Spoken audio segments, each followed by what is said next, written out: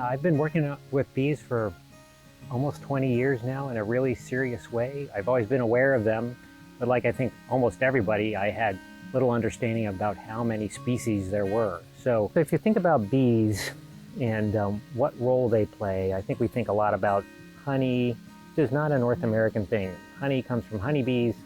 That's an introduced species from Europe. None of the bees in the United States produce honey, but they do all the pollination.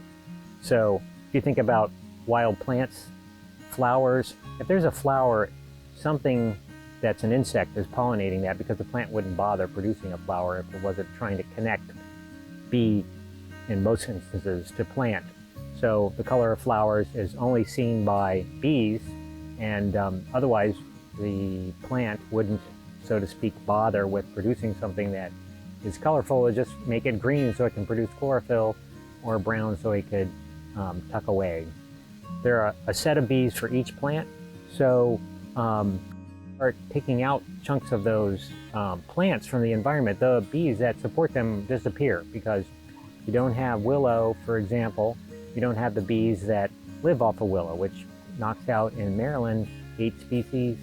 When we talk about doing things for bees, what we really want to be talking about is doing things for open country plants and bringing back field, pasture, meadow plant species in large areas, large enough that attract these uncommon bees, and maintain that in a variety of places throughout our habitats. But bees are really, in lots of ways, are very tough. Like, they occur commonly and in quite a number of species are very tolerant of suburban and urban environments. So they'll move right in if their plant species are there. So bees are really robust. Like, you build it and they will come. But at some point, you know, if there's no place for the limb, or the right right flowers are gone, they're out of there. Honeybees are the bee that everyone knows. Culturally, we're intertwined with honeybees for thousands of years. They being honeybees, came from Europe. We brought them over here almost right away.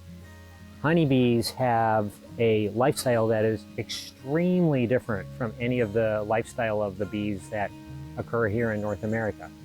Honeybees are using all the native plants, or a lot of them too, and they're big competitors with the native bees. So if the reason that you're a beekeeper and the reason that you have hives on your property is because you think you're saving bees, you're actually doing the opposite. You're bringing in competitors with the native bees, and you're not doing anything really to uplift the total population safety for honeybees. You simply have a bunch of pet insects.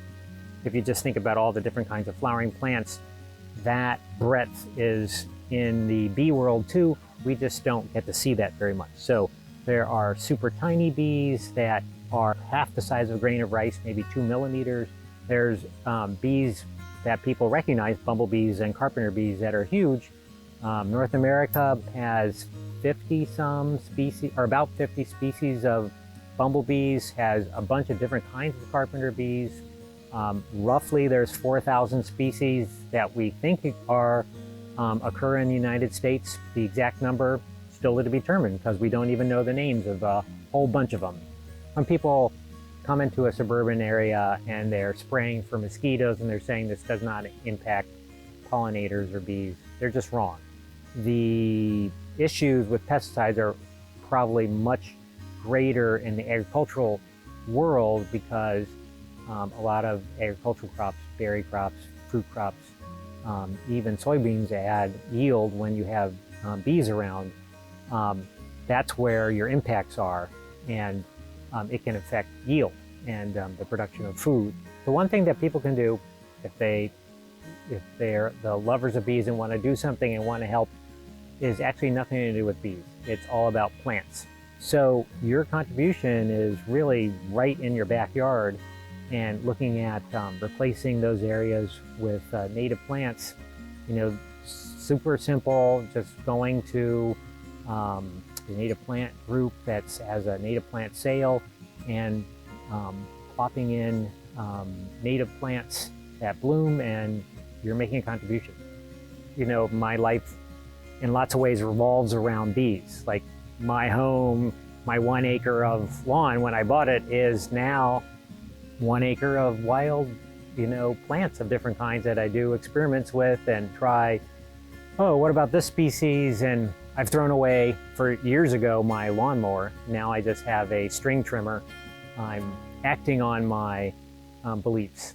And so I'm doing my part here at my house.